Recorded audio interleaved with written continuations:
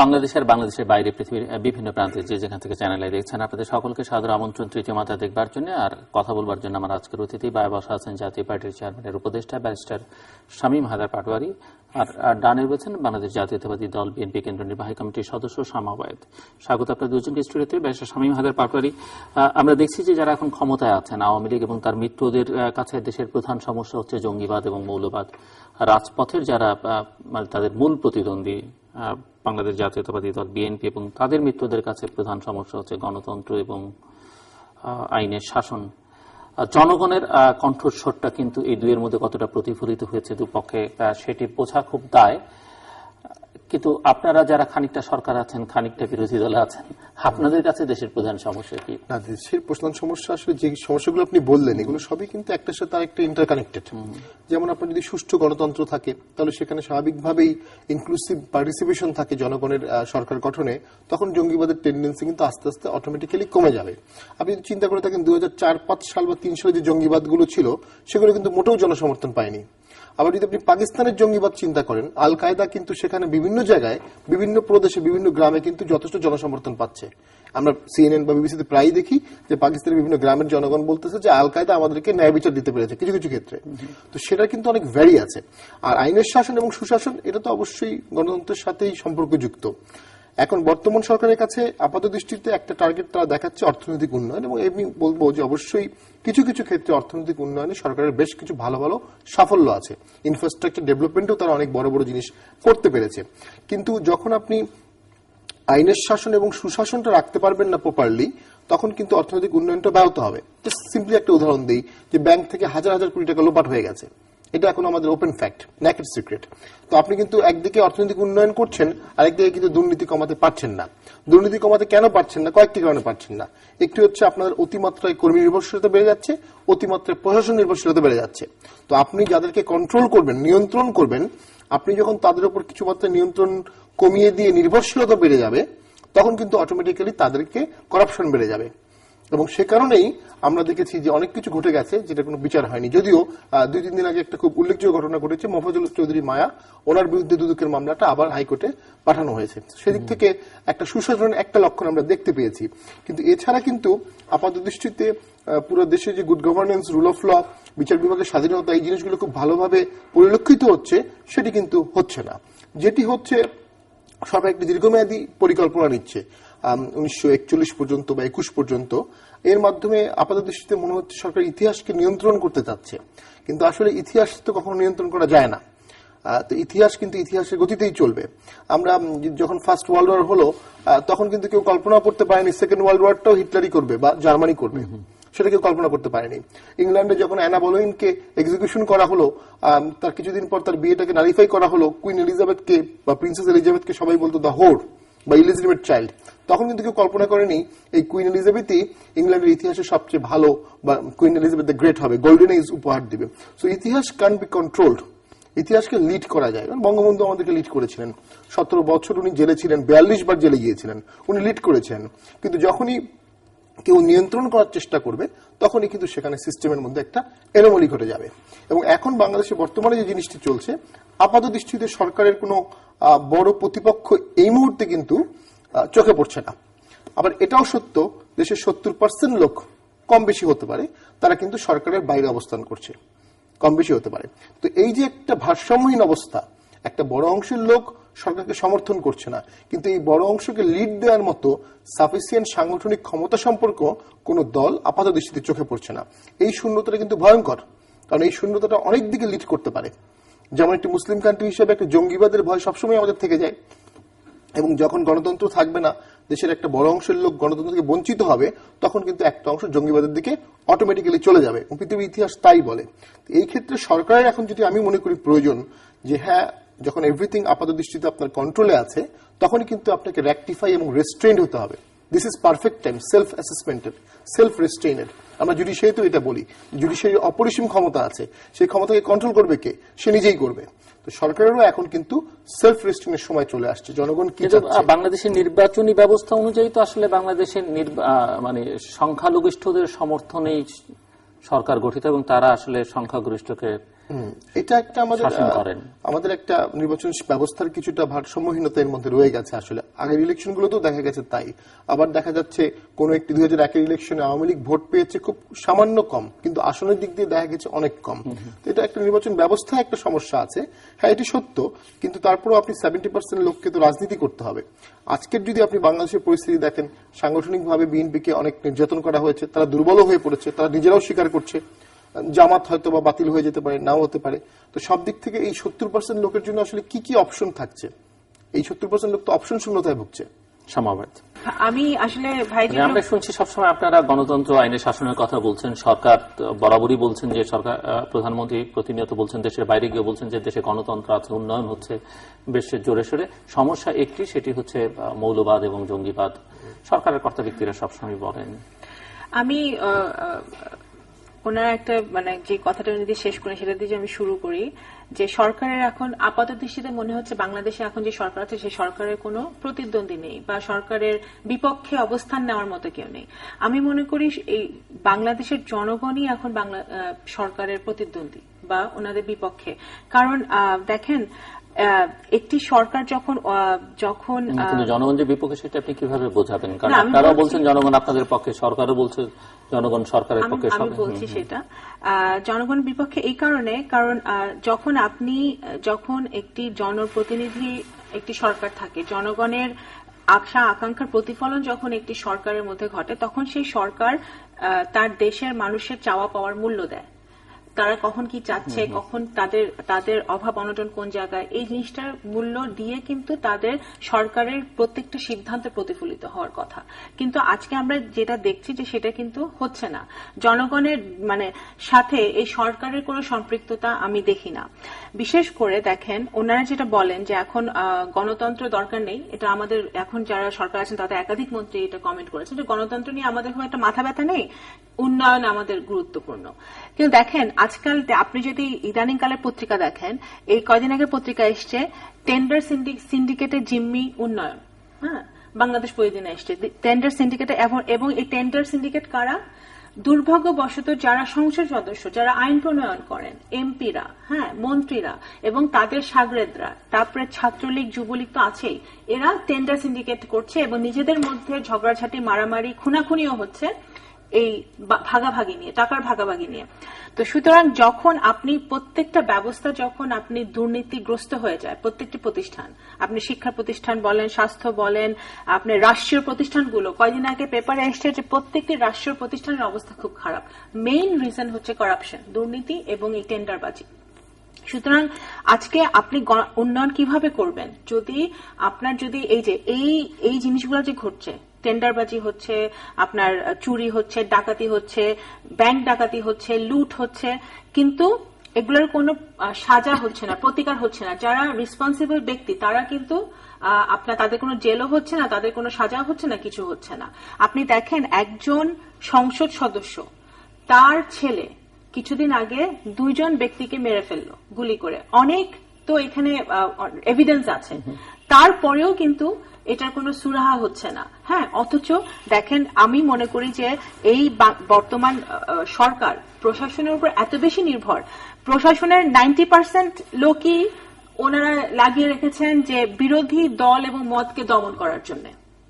হ্যাঁ, আমাদের দেখেন বিরোধী দলের আমি যদি বিএনপির কথা বলি, অন্য দলের কথা নাই বলি, বিএনপির কথা বলে বিএনপির মহাসচিব থেকে শুরু করে আমাদের রিজভী আহমেদ থেকে শুরু করে বহু স্ট্যান্ডিং কমিটি মেম্বার সহ বহু হাজার হাজার নেতাকর্মী রিমান্ডের পর রিমান্ড হচ্ছে। একই ব্যক্তির হয়তো 70টা মামলা আছে, সেই 70টা মামলায় একই ধরনের মামলা, কিন্তু প্রত্যেকটা মামলায় রিমান্ডে হচ্ছে।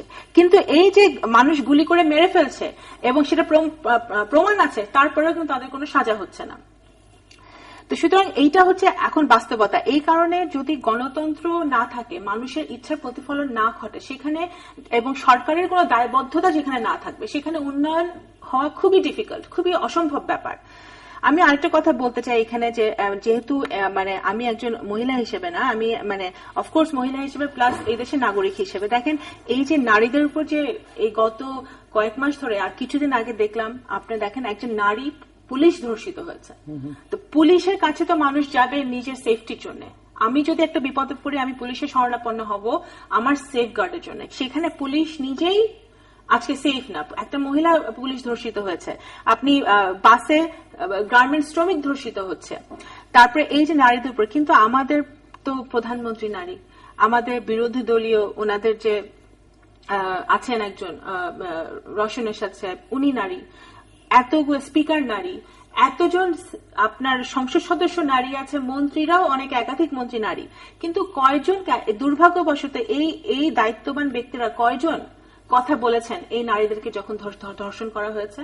আমি তো স্পিকারকে কোনো কথা বলতে শুনি নাই, আমি কোনো মন্ত্রীকে, কোনো মহিলা যারা আমাদের যারা মন্ত্রী মহোদয়রা আছেন তারা তো কোনো প্রতিবাদ করে নাই। যখন ছাত্র ইউনিয়নের মেয়েরা যখন প্রতিবাদ করেছে, তাদেরকে যখন পুলিশ নির্লজ্জভাবে এরকম ভাবে পিটিয়েছে, তাদেরকে আহত করেছে, তারপরেও কিন্তু ওনারা মহিলা হিসেবে এদেশের নাগরিক হিসেবে ওনারা প্রতিবাদ করতে পারতেন। হ্যাঁ, কেন করেননি? কারণ তারা জানে যে জনগণের সাথে তাদের কোনো সম্পৃক্ততা নাই এবং এর প্রতিবাদ করাটা তাদের প্রয়োজন, কারণ তারা তো ভোটে নির্বাচিত হয়ে এমপি মন্ত্রী হননি। সুতরাং সেই দায়বদ্ধতা তারা ফিল করেন না। তো সেটাই আজকের দেশের বাস্তবতা হচ্ছে যে আমরা এমন একটা দেশে বাস করছি যেখানে কোনো মানে কারো কোনো নিরাপত্তা তো নাই। এটি তো হচ্ছে যে আপনারা যে সমস্যার কথা বললেন, কিছু সোশ্যাল ইস্যুজের কথা আপনি বললেন যেগুলো খুবই জরুরি, জনগণের কথা। কিন্তু এর বাইরে সরকার যে বিষয়টিকে বরাবর বলছে যে বাংলাদেশের একটি প্রধান সমস্যা হচ্ছে জঙ্গিবাদ এবং মৌলবাদ, এবং যেটি আসলে গোটা বিশ্বজুড়ে এটি অন্যতম চিন্তার বিষয়। তো এটিকে আসলে আপনার দল এবং আপনাদের জোট কিভাবে অ্যাড্রেস করছে এই ইস্যুটাকে? বিএনপি তো সবসময় এবং বিএনপি জোট সবসময়, এবং আমরা পত্রিকায় দেখলাম, গণমাধ্যম সূত্রে, যে ভারতীয় প্রধানমন্ত্রী যখন বাংলাদেশ সফর করলেন, আপনার দলের চেয়ারপারসন তার সঙ্গে দেখা করলেন, তখনও এই ইস্যুটা এসছে। যখন দেশের সমস্যার কথা বিএনপি চেয়ারপারসন বলেছেন, তখন ভারতীয় প্রধানমন্ত্রী বলেছেন যে আমরা গণতন্ত্র পক্ষে কিন্তু মৌলবাদ এবং জঙ্গিবাদের বিপক্ষে। এটা পত্রপত্রিকা যে হয়েছে যে ইঙ্গিত করেছেন যে আপনাদের সঙ্গে জঙ্গিবাদ এবং মৌলবাদীদের সংশ্লিষ্টতার বিষয়টি। আমি যেটা বলতে চাই যে যখন ভারতের প্রধানমন্ত্রী মোদীর সাথে যে বেগম খালেদা জিয়ার বৈঠকটা, সেই বৈঠকে ডেলিগেশনের সাথে বৈঠক হয়েছে, তারপরে ওনাদের 1-on-1 15 মিনিট বৈঠক হয়েছে।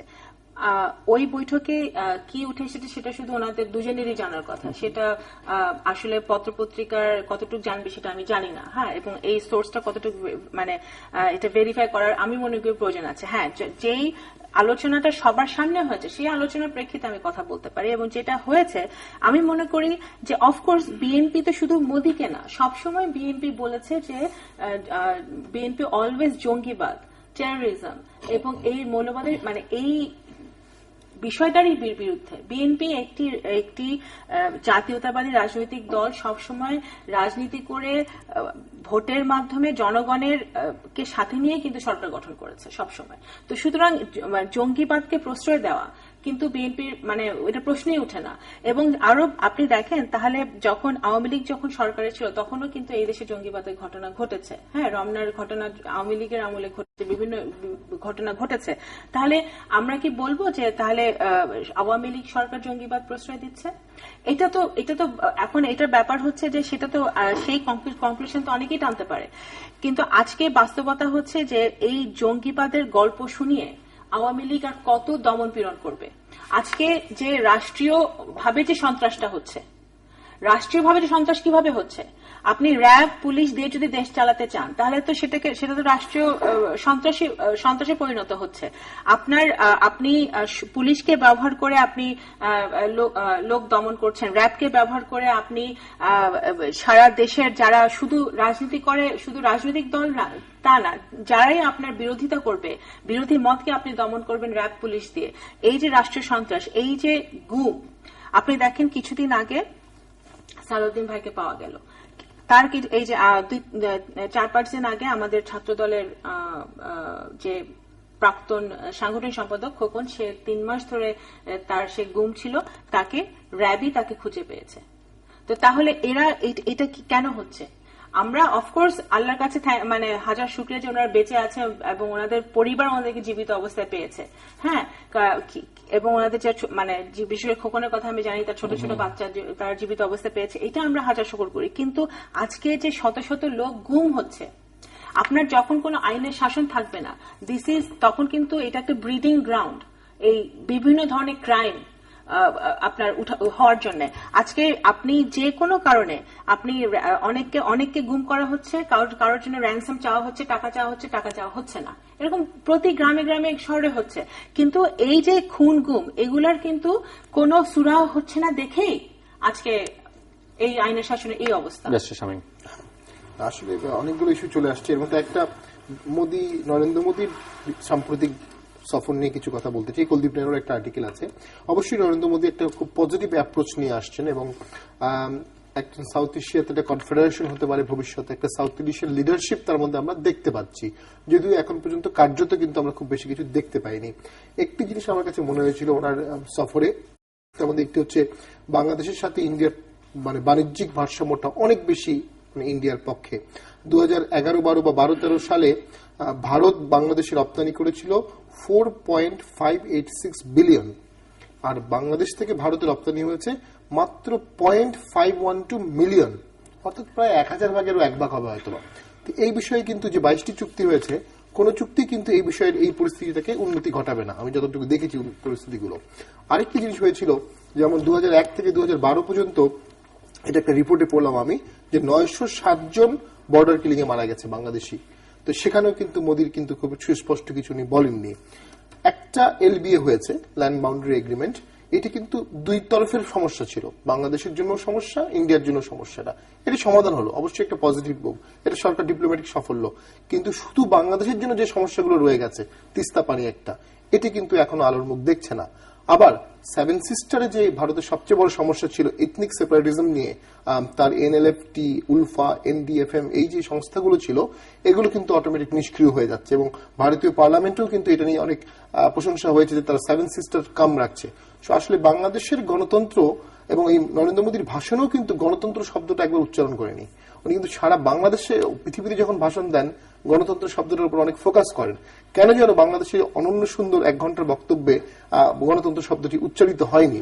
তো কোন একটা কারণে হয়তো বাংলাদেশের অভ্যন্তরীণ গণতন্ত্রের থেকেও তাদের কাছে 7 সিস্টারের কাম ডাউনটা অনেক বেশি গুরুত্বপূর্ণ মনে হচ্ছে। আর কিছুদিন আগে তো আমার কানেক্টিভিটি চুক্তিটা, ট্রানজিট যেটা আমরা বলি, এটা সাইন হয়ে গেছে। এটা হওয়ার পরে কিন্তু আমরা আরেকটা ট্র্যাম্প কার্ড ছেড়ে দিচ্ছি, সেটা হচ্ছে ভারতের 7টা 7 সিস্টারের মধ্যে কানেক্টিভিটি, যেটা তাদের জন্য অত্যন্ত ইম্পর্টেন্ট, কারণ এই 7টি প্রদেশের মধ্যে তাদেরকে অনেক দূর ঘুরে যেতে হয়।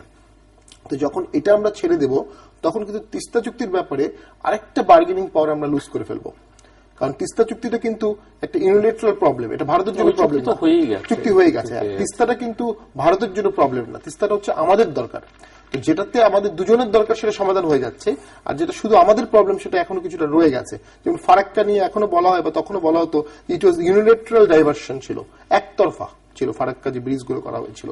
সো তিস্তাতে আমরা মনে করি সরকার এই বিষয়ে বিফোর ট্রানজিট ফাইনালাইজেশন এই বিষয়ে একটা তাদের পদক্ষেপ নেওয়া অত্যন্ত প্রয়োজন। আর কুলদীপ নায়ার তার একটা আর্টিকেলে a shot in the arm for Hasina, এটাতে উনি খুব স্টেটসম্যানে পাবলিশ হয়েছিল, উনি মোদির ওভারঅল ভিজিটটাকে বেশ ক্রিটিসাইজ করেছেন। উনি বলেছেন যে এটা বেসিক্যালি ইন্ডিয়ার অ্যান্টি ইন্ডিয়ান ফিলিংসটাকে বাংলাদেশে অনেকে ইগনাইট করেছে, এটা তার বক্তব্য। উনি অবশ্য কিছু বিষয়ে উনি শেখ হাসিনার প্রতি আনফেয়ারও ছিলেন। উনি শেখ হাসিনার সাথে ইন্দিরা গান্ধীর কম্পেয়ার করেছেন। ইন্দিরা গান্ধী ইমার্জেন্সি ঘোষণা করেছিলেন, এখনো দেশে ইমার্জেন্সি হয়নি। তো উনি ইন্দিরা গান্ধীকে বলেছিলেন রিয়েল ডেমোক্রেসি, বাংলাদেশের বর্তমান পরিস্থিতিকে উনি বলছেন অথরিটেরিয়ান একটা শাসন ব্যবস্থা, মানবাধিকার লঙ্ঘন হচ্ছে, বাকস্বাধীনতা লঙ্ঘন হচ্ছে। এই সবকিছু থেকেই আসলে মোদির সফরটা বাংলাদেশে অবশ্যই একটা, উনি এটিও বলছেন যে বঙ্গবন্ধুর কন্যার কাছ থেকে এটা উনি এক্সপেক্ট করেন। এক্স্যাক্টলি, উনি আরো এলাবোরেটলি বলেছেন যে যে পরিবারটি পশ্চিম পাকিস্তান থেকে বাংলাদেশকে স্বাধীন করলো সেই পরিবারটি গণতন্ত্রকে ডিস্টার্ব করবে, এটা খুব দুঃখজনক। উনি এটাকে বলেছেন স্যাড ডেভেলপমেন্ট। তো এরপরও আমি বলবো অবশ্যই মোদির ভিজিটটা একটা চেঞ্জ করছে ফরেন পলিসির। ভারত কিন্তু কখনোই ভালো প্রতিবেশী হিসেবে প্রতীয়মান হয়নি। আমি নেপালে গেছি অসংখ্যবার, আগের ভারতের কথা বলছি, এবং তারা কিন্তু কখনোই ভারতের সুসম্পর্ক ছিল না। আগের ভারত বলতে আগে মোদির পূর্ববর্তী ভারত পর্যন্ত বলছি। তো আমরা যখন কংগ্রেসের ভারত যেটা বলবো আমরা আসলে বেসিক্যালি, তো ভুটানে যখন গিয়েছি সেখানে দেখেছি হ্যাঁ তারা অনেক ভারতের সাথে সুসম্পর্ক আছে বিকজ অফ চাইনিজ বর্ডার, যে কারণে ভুটানকে তারা প্রচুর হেল্প করছে এবং রাস্তাঘাট সব বড় বড় করে দিয়েছে। ভুটানের সাথে তার একটা সামহাও রিলেশন আছে। বাংলাদেশের ক্ষেত্রে সবচেয়ে বড় এবং আরেকটা জিনিস চিন্তা করতে হবে, ভারতের আরেক পাশে হচ্ছে চায়না, আরেক পাশে হচ্ছে পাকিস্তান, আরেকদিকে হচ্ছে বাংলাদেশ। তাহলে ভারত কিন্তু একটা পর্যায়ে তার কোনো বন্ধু রাষ্ট্র তারা সারাউন্ডেড ছিল না কিছুদিন আগের ভারত। এখন কিন্তু নরেন্দ্র মোদী আসার পরে দেখা যাচ্ছে যে শিফট হয়ে যাচ্ছে, তার সমস্ত নাইবাররাই তার বন্ধু হয়ে যাচ্ছে। ইভেন নরেন্দ্র মোদী চায়নার সাথে আগে রিলেশনটা ঠিক করে ফেলেছে যে চায়নার সাথে সুসম্পর্ক রাখবেন এবং তারপরে বর্ডারগুলো একটা একটা করে ঠিক করছেন। এটা চমৎকার কথা বলেছেন যে নেপালে গত 17 বছরে ভারতের কোনো প্রাইম মিনিস্টার যায়নি, এটা তো ভারতের জন্য সহনীয় কোনো বিষয় না। তো সেদিক থেকে কিছু পজিটিভ অ্যাপ্রোচগত চেঞ্জ আমাদের এখানে আছে, কিন্তু আমরা এখনো জিনিসগুলো এখন পর্যন্ত সেলসম্যান স্টেজে আছে। এটা একজন বলেছেন, বি চৌধুরী মনে বলেছেন যে এটা সেলসম্যান স্টেজে আছে। এখন ইমপ্লিমেন্টেশন স্টেজে 6 মাস 1 বছর পর বোঝা যাবে যে আসলেই কি উনি সাউথ এশিয়ান লিডার হতে চাচ্ছেন নাকি ভারতের ডেভেলপমেন্ট করতে চাচ্ছেন। হ্যাঁ, এক্স্যাক্টলি, মনমোহন সিং সেলসম্যান বলেছেন। তো সেদিক থেকে আসলে এখন এই জিনিসটা দেখার বিষয় কি হবে সামনে। তো এখন পর্যন্ত আমি যদি বলবো যে অবশ্যই এখান থেকে আমরা অনেক ভালো কিছু পেয়েছি, তবে বাংলাদেশের জনগণ অবশ্যই কিছু আরেকটু স্টেপ হয়তো আশা করেছিল গণতন্ত্রের ব্যাপারে বা একটা সংকট সমাধানের ক্ষেত্রে মোদির একটা ইনভলভমেন্ট দেখতে পেয়েছিল। আরেকটা জিনিস হয়ে গেছে আমাদের দেশে, সেটা হচ্ছে সবগুলি দলই এখন কিছুটা ভারতমুখী হয়ে গেছে। আমরা কিন্তু ছোটবেলায় দেখতাম যে আওয়ামী লীগের বিরুদ্ধে একটা অন্যায় করা হতো যে আওয়ামী লীগ ভারতের দালাল, আওয়ামী লীগ ক্ষমতা আসতে দেশ হিন্দু হয়ে যাবে, এসব কথা কিন্তু ছোটবেলায় প্রোপাগান্ডা আমরা শুনতাম। এখন কিন্তু এর প্রোপাগান্ডা শোনার কোনো সুযোগ নাই। সেদিক থেকে আমি বলবো বিএনপি কিন্তু তার ভোট ব্যাংককে ইনফ্লুয়েন্স করে একটা ট্রাম্প কার্ড হারিয়ে ফেলেছে। তারা ঠিক যেভাবে ভারতপন্থী, নট ভারতপন্থী, মানে আমি প্রো ইন্ডিয়ান একটা রোল প্লে করছে বা অ্যান্টি ইন্ডিয়ান রোল প্লে করছে না। অনেকদিন পর্যন্ত এই দেশের রাজনীতিটা ভাগ ছিল দুটো ভাগে, একটা হচ্ছে প্রো আওয়ামী আর একটা হচ্ছে anti Awami and anti Indian. তো এই ব্লকগুলো কিন্তু এখন আর কাজ করছে না। এখন এখানে রাজনৈতিক বিশ্লেষণ বা রাজনৈতিক ফিলোসফিতে অনেক বেশি জুক্সটাপোজিশন হয়ে গেছে, একটা মিক্সচার হয়ে গেছে। এই মিক্সচারের আউটকাম কি হবে উই ডোন্ট নো। আমি এখানে একটু বলতে চাই, উনি মোদির ভিজিটের কথা বললেন, আর এই ভারত এই যে মানে ভাই যে কথাগুলো বললেন অনেকাংশে আমি ওনার সাথে একমত। উনি যখন এই চুক্তিগুলোর কথা বলছিলেন তখন কিন্তু উনি যে কথাগুলো বলছিলেন সেখানে কিন্তু আমরা সেই কথাগুলো শুনে আমি কিন্তু বলতে পারি না যে উনি ভারত বিদ্বেষী। ঠিক আছে, উনি তো ভারত বিদ্বেষী না, উনি দেশের স্বার্থে কথা বলেছেন, দেশের পক্ষে কোনটা ভালো। এখন বর্তমানে বিশ্বে যে পলিটিক্সটা বিরাজ করছে, এখন কোন দেশের বিদ্বেষী হওয়ার, no country can afford it. ঠিক আছে, এখন Modi has his own agenda. ওনার এজেন্ডা হচ্ছে যে উনি এই সাউথ এশিয়াতে he wants to emerge as a leader, মানে he wants to be the the leader. সেই জন্য উনি দেখেন, উনি যখন প্রধানমন্ত্রী হলেন উনি কিন্তু যেই আমেরিকা ওনাকে ভিসা দেয় নাই এতদিন, সেই আমেরিকা উনি গিয়ে বিশাল মিটিং করে আমেরিকা জয় করে আসলেন। চায়না গিয়েছেন, সবগুলো সার্ক কান্ট্রি, ইসরায়েল গিয়েছেন, সবগুলো সার্ক কান্ট্রি উনি ভিজিট করেছেন। ইসরায়েলে এই প্রথম কোন ভারতীয় প্রধানমন্ত্রী। এক্স্যাক্টলি, সার্ক কান্ট্রিগুলো উনি ভিজিট করেছেন, পাকিস্তান ছাড়া মনে হয়। এই বাংলাদেশে আসলে, মানে Bangladesh one of the last এই যে সার্ক কান্ট্রিগুলোর মধ্যে উনি আসলেন। এখন উনি ওনার নিজের এজেন্ডা আছে সেটা নিয়ে কিন্তু ইন্ডিয়া আগাচ্ছে, এবং ইন্ডিয়ার আপনি কংগ্রেস থাকুক আর বিজেপি থাকুক, তাদের ফরেন পলিসি টুয়ার্ডস দেয়ার নেইবার্স কিন্তু রাতারাতি চেঞ্জ হবে না, এটা হওয়া উচিত না। আজকে বাংলাদেশের সাথে শুধু ভারতের কেন, বাংলাদেশের সাথে চায়নার যদি কোনো ডিল হয়, আমেরিকার যদি কোনো ডিল হয়, রাশিয়ার যদি কোনো ডিল হয়, আমাদের প্রথমে দেখতে হবে বাংলাদেশের স্বার্থ, বাংলাদেশের জনগণের স্বার্থ রক্ষিত হচ্ছে নাকি। এখন আমি যদি বলি যে ধরেন আমেরিকার সাথে যদি বাংলাদেশে একটা চুক্তি হয় এবং সেটা যদি বাংলাদেশের পক্ষে না যায়, তাহলে আমি যদি সেটা রেইজ করি তাহলে কি আমি আমেরিকা বিদ্বেষী হয়ে যাব? এখন ভারতের সাথে, হ্যাঁ ভারতের সাথে আমাদের ক্রিটিক্যাল কেন, বিকজ যেহেতু ভারত আমাদের ক্লোজেস্ট নেইবার, আমাদের চারদিকে ভারত, সুতরাং ভারতের ব্যাপারটা ক্রিটিক্যাল। কিন্তু যখন বিএনপি যখন কথা বলে কানেক্টিভিটি নিয়ে, বিএনপি যখন কথা বলে রামপাল নিয়ে, বিএনপি যখন কথা বলে ট্রানজিট নিয়ে, হ্যাঁ ট্রানজিট যাবে কিন্তু সেটা ট্রানজিট আমরা দিব বা এই চুক্তিটা হয়েছে বা এটার কার্যকর হবে, কিন্তু আমাদের বাংলাদেশের স্বার্থ রক্ষিত হচ্ছে নাকি? হ্যাঁ, আমাদের যে রাস্তা দিয়ে যাবে সেই রাস্তাগুলা যে বানানো হবে, শুনেছি মাল মেটেরিয়াল সব ইন্ডিয়া থেকে নিতে হবে। কি ইন্ডিয়া আমাদেরকে লোন দিবে, কি ইন্টারেস্টের লোন দিবে, কতদিনে আমাদের শোধ করতে হবে, এটা আমাদের মানে 20 বছর, এটা তো আমাদের যে বাংলাদেশের ফিউচার জেনারেশন, এদেরকে তো এটা ভোগ করতে হবে, জনগণের কে তো এই টাকাটা পে করতে হবে। তো এখন সেই ক্ষেত্রে আমাদের ভবিষ্যৎ প্রজন্মের ফিউচার আমরা সিকিউর করছি নাকি সেটা তো আমাদের আগে দেখতে হবে, তারপরে না আমি অন্য কথা চিন্তা করব। তো সুতরাং আমি মনে করি যে এটা, আমি ওনার সাথে দ্বিমত পোষণ করছি একটা ক্ষেত্রে, এখানে এখন ব্লকের রাজনীতি আর চলে না। আমি ব্যক্তিগতভাবে মনে করি যে India block, America block, China block, আমার বাংলাদেশ ব্লক হতে হবে, সোজা হিসাব। আমার বাংলাদেশের কথা আগে চিন্তা করতে হবে, তারপরে এখন আমি যদি ইন্ডিয়ার সাথে চুক্তি, ইন্ডিয়ার সাথে বন্ধুত্ব আমরা অবশ্যই চাই, বাট সেটা বন্ধুত্ব ইকুয়াল হতে হবে।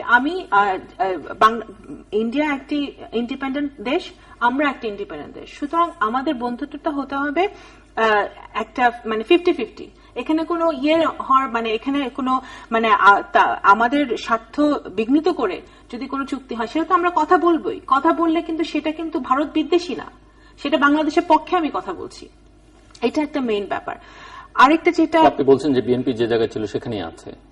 বিএনপি, আমার কথা হচ্ছে যে বিএনপি দেশের স্বার্থে যখন কোনো চুক্তি হবে বিএনপি সেটাকে স্বাগত জানাবে। দেশের বিপক্ষে যখন কোনো চুক্তি হবে বিএনপি সেটা ক্রিটিসাইজ করবে, সেটা নিয়ে কথা বলবে, সেটা যে দেশের সাথে চুক্তি হোক না কেন, সেটা ভারত হোক, চায়না হোক, আমেরিকা হোক, যেই দেশই হোক। আমার পয়েন্ট হচ্ছে এখানে কোনো দেশের বিদ্বেষী। অন্যান্য সময় আমরা লক্ষ্য করেছি এই ধরনের চুক্তি হলে বা এই ধরনের সবসময় বিএনপি বলেছে যে সরকার দাসখত দিয়েছে বা মুসলেকা দিয়েছে বা মাথা নত করছে, এই কথাবার্তাগুলো বা নতজানু পররাষ্ট্রনীতি, এই জায়গায় এরকম কোন বক্তব্য এবার আমরা বিএনপির কাছ থেকে শুনছি না, অনেকদিন ধরেই শুনছি না। বিএনপি যেমন রিসেন্ট এই যে যখন কোনো ইস্যু রেজ হবে তখনই তো কথাটা উঠবে। কেন বিএসএফ কিলিং নিয়ে আমরা অনেক কথা বলেছি, হ্যাঁ অনেক কথা হয়েছে, তারপরে কিন্তু এটা এবং এই বর্ডারে আমাদের বাংলাদেশিদেরকে মারা নিয়ে আমাদের মন্ত্রীরা যেভাবে দুঃখজনক কমেন্ট করেছেন যে এটা অহরই হয়, এটা কোনো ব্যাপার না, এগুলো তো আমরা সবসময় আমরা প্রতিবাদ করেছি। এবং আমরা যে বিদ্যুৎ কেন্দ্র হচ্ছে এটা নিয়ে আমরা প্রতিবাদ করেছি রামপালে, হ্যাঁ আমরা সবকিছু প্রতিবাদ করছি। কিন্তু ব্যাপার হচ্ছে যে আপনি দেখেন এই যে মোদি ঘুরে গেলেন, মোদির সাথে কিন্তু অনেক সভাপতি পিএম এর সাথে আসে অনেক সাংবাদিক এসেছিলেন, ইন্ডিয়া থেকে, দিল্লি থেকে এসেছিলেন, ক্যালকাটা থেকে এসেছিলেন। এদের অনেকের সাথে ধরেন আমাদের কথাবার্তা হয়েছে, এরা এসে ওনারা সাধারণ জনগণের সাথে কথা বলেছেন, ধরেন রিক্সাওয়ালা, সিএনজি ড্রাইভার, অনেকের সাথে কিন্তু এরা আলাপ করলেন, জাস্ট ওরা হয়তো স্টোরি করবে, হয়তো ফেরত গিয়ে, বাট বোঝার জন্য যে এখন ভাইবটা কি দেশে। এবং ওদের ফিডব্যাকটা হচ্ছে যে সবাই কিন্তু কোনোটাই কিন্তু কোনো আনসারই তারা পায় নাই যেটা সরকারের পক্ষে যায়। হ্যাঁ, এই চুক্তি এবং সবাই এই মোদির সফরকে নিয়ে প্রত্যেকটি 100% অফ দ্য লোক অফ দ্য পাবলিক বলেছে যে তিস্তার চুক্তিতে হলো না। ঠিক আছে, আসছে মোদি, আমরা ওয়েলকাম করি, কিন্তু তিস্তার চুক্তিতে হলো না। কিন্তু এই যে আমাদের যে এত বছরের যে দাবিটা, হ্যাঁ সেটা কিন্তু এই যে 74 সালে ছিটমহলে এইটা তো হয়েছিল 1974-এ, এই 41 বছর ধরে কেন হয়নি? এটা তো ওনারাই ধরে রেখেছিলেন, এটা তো পারতো, ইন্ডিয়া যদি আরো আগেই কিন্তু এটা করতে পারতো। হ্যাঁ, এটা হয়েছে, এখন আমরা এটা ওয়েলকাম করি, বিশেষ করে ছিটমহলবাসীদের জন্য, তারা একটা মুক্তির পথ পেয়েছে। কিছু কিছু অ্যাপ্রোচ অনেক ভালো ছিল, যেমন যে দেশে বুদ্ধ জন্ম নিয়েছে সে দেশে যুদ্ধ হবে না, পাখি, বাতাস এবং পানি বর্ডার দিয়ে বা আটকানো যায় না, বা এটা নিয়ে রাজনীতি হয় না, ভিসা লাগে না বলে, ভিসা লাগে না। এর মধ্যে প্রচ্ছন্নভাবে আরেকটা ইঙ্গিত থাকতে পারে, আমি জানি না উনি সেটা মিন করেছেন, কিন্তু মানুষের কিন্তু ভিসা লাগে। আমরা আশাবাদী ছিলাম যে ভিসা ব্যাপারটা সহজীকরণ হবে অনেক। আসলে এই সাউথ এশিয়ানের আমরা ব্যক্তিরা এত বেশি ক্লোজলি কানেক্টেড, একই রকম দেখতে, এটার জন্য আসলে ওই ইউরোপিয়ান ইউনিয়ন মডেলের একটা কনফেডারেশন ছাড়া এখানকার কিন্তু দ্বিপাক্ষিক সমস্যাগুলো কখনোই সমাধান হবে না। আপনি যদি বাংলাদেশের বর্ডারের কথাই বলেন, ও পাশে আত্মীয়তার অর্ধেক আছে, এ পাশে আছে, আর কাঁটাতার দিয়ে আপনি এটাকে যখন আটকায় দিচ্ছেন তখন কিন্তু রিলেশনটা কখনোই আর সুইট থাকছে না। আবার দেখা যাচ্ছে পাঞ্জাব দুভাগ হয়ে গেছে, আরো অনেকগুলো পার্ট, নেপাল বর্ডার সেরকম আছে, বিহারের একটা অংশ নেপালে পড়ে গেছে, একটা অংশ বিহারে পড়ে গেছে। তো এখানে আসলে একটা বর্ডার পার্সপেক্টিভ নিয়ে একটা কনফেডারেশন, একটা ইউরোপিয়ান ইউনিয়ন মডেলে, ইউরোপিয়ান ইউনিয়ন প্রথম দিকে কিন্তু শুধুমাত্র স্টিল এবং কোল নিয়ে তারা একটা বিজনেস কনসোর্টিয়াম করেছিল যে আমরা স্টিল এবং কোলটা কালেকটিভলি করবো। সেখান থেকে আজকে তারা কিন্তু রাজনৈতিক বিষয়, ফ্রি মুভমেন্ট অফ গুডস হচ্ছে ওখানে, মানে উইদিন দ্য ইউরোপিয়ান ইউনিয়ন কোনো কাস্টমস লাগছে না, আপনি যে কোনো ওয়ার্কার ইউরোপিয়ান ইউনিয়নের মধ্যে যে কোনো দেশে কাজ করতে পারবে, ইকুয়াল বেনিফিট পাবে। তো এই জিনিসগুলো কিন্তু অনেকগুলো বর্ডার কনসেপশনটাকে হালকা করে দিচ্ছে, কিন্তু ইকোনমিক ডেভেলপমেন্ট এবং পভার্টি এলিভিয়েশন সবকিছুর ব্যাপারে একটা ম্যাসিভ একটা রেভলিউশন ঘটায় দিচ্ছে। তো আমরা ওই ধরনের মডেলকে ফলো করতে হবে। আমার কাছে মনে হচ্ছে নরেন্দ্র মোদী অনেকাংশেই সেদিকে যাচ্ছেন। তো এখনো ওনার জিনিসগুলো বক্তব্যের মধ্যেই আছে, এবং ব্যক্তিগতভাবে উনি অত্যন্ত একজন সৎ মানুষ, একজন রাজনীতিবিদ, এবং ওনার মধ্যে কোনো গ্রাজ নাই, পার্সোনাল গ্রাজটা ওনার মধ্যে নেই, এই কারণে যে ওনার নির্বাচনী ক্যাম্পেইনে যে ব্যক্তি ওনাকে 144 জারি করেছিল, সেই ম্যাজিস্ট্রেট সাহেব এখন বহাল তবিয়তে দায়িত্ব পালন করছেন, এবং তার দায়িত্ব পালনে কোনো বাধা কিন্তু সরকার থেকে দেয়া হচ্ছে না। তো এরকম কিন্তু ইন্দিরা গান্ধীর সময় আবার দেখা যায়নি। ইন্দিরা গান্ধী যিনি ইমার্জেন্সি দিয়েছিলেন, উনি যে সরকারি কর্মকর্তারা নির্বাচনকার সময় নিরপেক্ষ ছিল, সেই সব সরকারি কর্মকর্তাকে উনি পরবর্তীতে হ্যারাস করেছেন, এটা নিদর্শন আছে। তো সেদিক থেকে মোদী কিন্তু একটা উদারপন্থী দিকেই যাচ্ছে, এবং সেই উদারপন্থী দিকটা বেনিফিট আমরা সবাই পেতে পারি যদি আমরা নিতে পারি। এখন নেয়ার জন্য আমাদের যেটা লাগবে, যে অবশ্যই আমাদের রাষ্ট্রের প্রয়োজনটা আমাদের স্যাক্রিফাইস করা যাবে না। বাংলাদেশের কিছু ইউনিক ফিচার আছে, যে একটা সিঙ্গেল প্লেটে 16 কোটি লোক, এবং 16 কোটি লোক কিন্তু একই কমিউনিটির। এখানে শিখ, পাঞ্জাবি, বাঙালি বা কেরালা একই ভাষায় কথা বলে, হোমোজিনিয়াস। এই হোমোজিনিয়াস ক্যারেক্টারটাই কিন্তু বাংলাদেশের সবচেয়ে বড় স্ট্রেংথ। এবং আমি এক জায়গায় পড়েছিলাম যে পৃথিবীতে আর কোন জায়গায় একই সিঙ্গেল প্লেটে একই কমিউনিটির এতগুলো লোক কোথাও নাই। তো এই লোকগুলোকে অবশ্যই গণতন্ত্রের মধ্যে রাখা প্রয়োজন। যদি গণতন্ত্রের মধ্যে রাখা না হয়, তাহলে একসময় যদি অস্থির হয়ে যায়, তখন কিন্তু এটা একটা স্পিল ওভার ইফেক্ট হবে, এটা ছড়িয়ে যাবে চারদিকে, সেখানে ভারতেরও কিছু অংশ এফেক্টেড হয়ে যাবে। সেটা আমাদের প্রতিষ্ঠা। সেটা আমি আরেকটা কথা, যেটা এই মোদির ভারত বাংলাদেশ সম্পর্কে যে এটা যেটা আসলে বাস্তবতা হচ্ছে যে আমাদের কোন দেশের বিদ্বেষী হওয়াটা এখন আমাদের এটা মানে এই স্লোগানটা যে বা এই কথাটা যে আওয়ামী লীগ বলে যে বিএনপি ভারত বিদ্বেষী বা এটা মানে এটা সাধারণভাবে একটা ধারণা তৈরি হচ্ছে যে এটি মূলত এই কারণে যে ক্ষমতায় থাকবার জন্য এবং ক্ষমতায় যাওয়ার জন্য মাথায় রেখে আসলে এই অবস্থানগুলো। আপনি দেখেন এই যে মোদির ভিজিট নিয়ে আওয়ামী লীগ, এটি আমাদের রাজনীতিবিদদের মধ্যে বোধহয় একটা বিশ্বাসে পরিণত হয়েছে যে মূলত ভারতকে খুশি রাখা ছাড়া ক্ষমতায় থাকাও যাবে না, ক্ষমতায় যাওয়াও যাবে না। আমার কথা হচ্ছে মানে এখন যেই পলিটিক্যাল পার্টির, যেই রাজনীতিবিদদের বাংলাদেশের জনগণের উপর আস্থা নেই, তাদেরই মানে অন্য দেশের মানে দ্বারস্থ হতে হয় বা মনে হয়, তারা হয়তো এটা তাদের মনে হতে পারে যে ভারত আমাদেরকে ফেভার করতে হবে বা অন্য কোনো দেশ ফেভার করতে হবে। এটা তো ঠিক না। আপনি যদি জনগণের স্বার্থে কাজ করেন, জনগণের উপর আস্থা থাকে, জনগণের ভোটই তো আপনার নির্বাচিত হতে হবে। ভারত থেকে লোক এসে তো আপনার ভোট দিয়ে তো আপনাকে ক্ষমতা নিবে না। কিন্তু বাংলাদেশের জনগণ তো ভোটই দিতে পারে না। ভোট তো একজনের ভোট সবাই দিয়ে দেয়। হ্যাঁ, তা এখন সেটাই এখন সিটি কর্পোরেশন নির্বাচনে 5 বছরের বাচ্চা ভোট দিচ্ছে 10-12টা। হ্যাঁ, এখন এটা তো বাংলাদেশে এখন এই অবস্থা। কিন্তু আমি যেটা বলতে যাচ্ছিলাম যে এই সফরটা নিয়ে দেখেন আপনি, এই বিএনপি কিন্তু মোদি সফর ওয়েলকাম করেছে সেই পর্যন্ত, কিন্তু মোদি আসার আগে বা পরে এটা নিয়ে কোনো কমেন্ট বা মোদির সাথে বেগম খালেদা জিয়ার সাক্ষাৎ হবে কি হবে না এটা নিয়ে কিন্তু বিএনপি তেমন কোনো এটা নিয়ে কথা বলেনি। কিন্তু আওয়ামী লীগ সরকারই মানে প্রথম থেকে মানে তাদের যে গাত্র দেওয়া হচ্ছে, যেটা প্রমাণ করতে হবে যে কথা মানে দেখা হবে না বা কিছু, এটা কিন্তু কেউই কোনো পক্ষে কিন্তু কথা বলেনি। কিন্তু যে একই দিনে যেদিন আমাদের ফরেন মিনিস্টার বাংলাদেশের ফরেন মিনিস্টার বলল যে দেখা হবে না, সেই একই দিনে ওনাদের পররাষ্ট্র সচিব বললেন যে ওনাদের মোদির যে এজেন্ডা, সেই এজেন্ডা এই 36 ঘন্টা এজেন্ডা ওরা তুলে ধরলেন যে তাদের কি কি শিডিউল। সেখানে পরিষ্কারভাবে উনি বললেন যে বেগম খালেদার সাথে বৈঠক আছে। আমার কথা হচ্ছে যে এই কথাগুলো কেন, এই মানে ছোট মনের পরিচয় কেন দিবে সরকার? হ্যাঁ, এখন এটা তো অফকোর্স যে দেশেরই প্রাইম মিনিস্টার হোক সে আসবে, এটা প্রাইম মিনিস্টার অফিসেরই সিদ্ধান্ত। প্রাইম মিনিস্টার অফিসের সিদ্ধান্ত না হলে দেখা হতে পারে না, সেটা আর কেউ যতই চেষ্টা করুক না কেন। তো সুতরাং এটা তো অবভিয়াস যে মানে ওদের ভারত থেকে এটা সিদ্ধান্ত হয়েছে, সেটা দেখা হবে। এই জিনিসগুলা যে আমি মনে করি যে অত্যন্ত দুঃখজনক, এবং আবারও বলতেছি, এটা বারবার বলতে হয় যে কোন মানে জনপ্রতিনিধি যারা জনগণের সাথে যে সরকারের যোগাযোগ আছে তারা এত ছোট মনে পরিচয় দিতে পারতো না।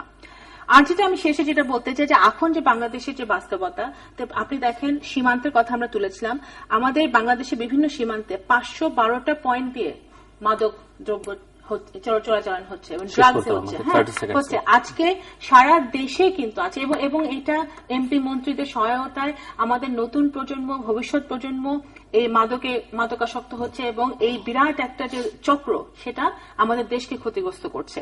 এবং আবারও আমি বলতে চাচ্ছি যে যদি আমাদের এই যে গণতন্ত্র লাগবে না, শুধু উন্নয়ন, এই স্লোগান দিয়ে যদি এই সরকার চলতে চায়, তাহলে এই জনগণই আজকে গণবিস্ফোরণ ঘটবে এবং এই জনগণই এর প্রতিবাদ করবে। দর্শক, আমার অনুষ্ঠানের শেষ প্রান্তে ইতিমধ্যে সম্পর্কে আপনারা লিখতে পারেন ডাক, ইমেল, SMS এর মাধ্যমে, ইন্টারনেট, আমাদের অফিসিয়াল ওয়েবসাইট অথবা সোশ্যাল মিডিয়াতে যেসব পেজ রয়েছে সেই সব পেজে আপনাদের মতামত রাখতে পারেন।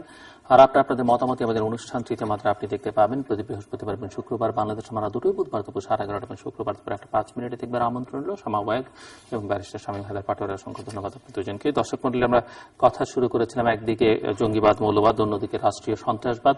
দুইয়ের মধ্যে লড়াই, যদিও বা কোনো রাজনৈতিক দলই এদেরকে ওন করছেন না বা এদের জঙ্গিবাদ, মৌলবাদের বা সন্ত্রাসবাদের দায়িত্ব নিতে চাচ্ছেন না, কিন্তু প্রবলভাবে এক পক্ষ আরেক পক্ষের বিরুদ্ধে এই বিষয়গুলো নিয়ে অভিযোগ করছেন। কিন্তু মূল কথা হচ্ছে যে আইনের শাসন, গণতন্ত্র, উন্নয়ন, জঙ্গিবাদ, মৌলবাদ একটি আরেকটির সঙ্গে সম্পর্কিত।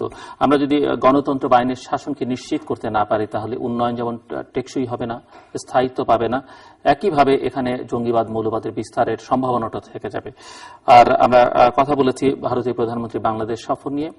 কূটনৈতিক সম্পর্কের ক্ষেত্রে অবশ্যই বাংলাদেশের রাজনীতিবিদদের সবসময় বাংলাদেশের স্বার্থকে প্রাধান্য দিতে হবে।